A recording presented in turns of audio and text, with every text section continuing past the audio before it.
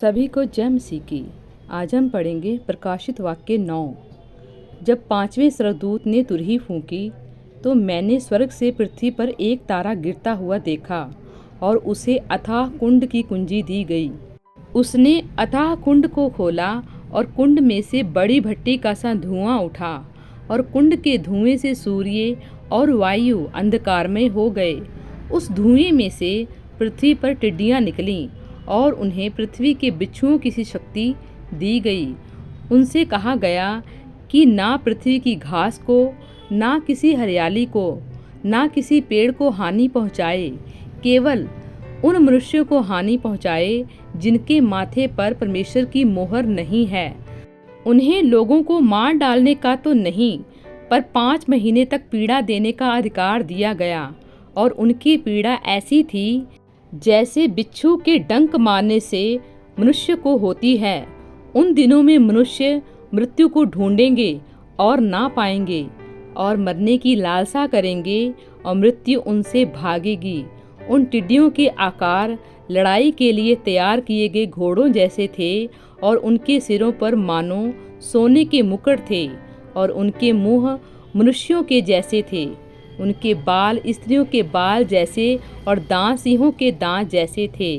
वे लोहे की सी झिलम पहने थे, और उनके पंखों का शब्द ऐसा था जैसा रथों और बहुत से घोड़ों का जो लड़ाई में दौड़ते हों।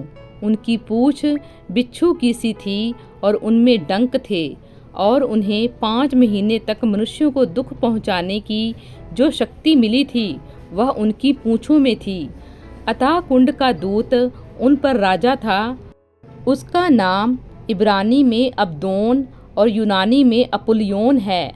पहली विपत्ति बीत चुकी, देखो अब इसके बाद 2 विपत्तियां और आने वाली हैं। जब 6वें स्वर्गदूत ने तुरही फूंकी तो सोने की वेदी जो परमेश्वर के सामने है, उसके सींगों में से मैंने ऐसा शब्द सुना मानो कोई 6वें स्वर्गदूत से, जिसके पास तुरही थी, कह रहा है, उन 4 स्वर्गदूतों को जो बड़ी नदी फुरात के पास बंधे हुए हैं खोल दें।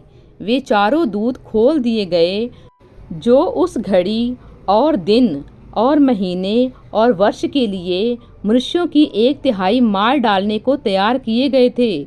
उनकी फौज के सवारों की गिनती 20 करोड़ थी। मैंने उनकी गिनती सुनी। मुझे इस दर्शन में घोड़े और उनके ऐसे सवार दिखाई दिए जिनकी झिलमें आग और धूम्रकांत और गंधक की सी थीं, और उन घोड़ों के सिर सिंहों के सिरों के समान थे, और उनके मुंह से आग, धुआं और गंधक निकलते थे। इन तीनों महामारियों अर्थात आग और धुएं और गंधक से जो उनके मुंह से निकलते थे, मनुष्यों की 1/3 मार डाली गई, क्योंकि उन घोड़ों की सामर्थ्य उनके मुंह और उनकी पूँछों में थी, इसलिए कि उनकी पूँछें सांपों जैसी थीं और उन पूँछों के सिर भी थे, और इन्हीं से वे पीड़ा पहुँचाते थे।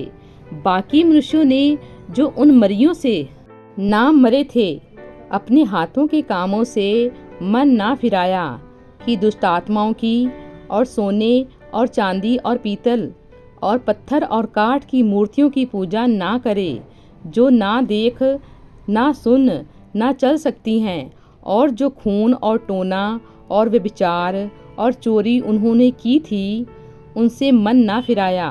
प्रभु इन वचनों द्वारा आपको बहुतायत से आशीष दें। आमीन।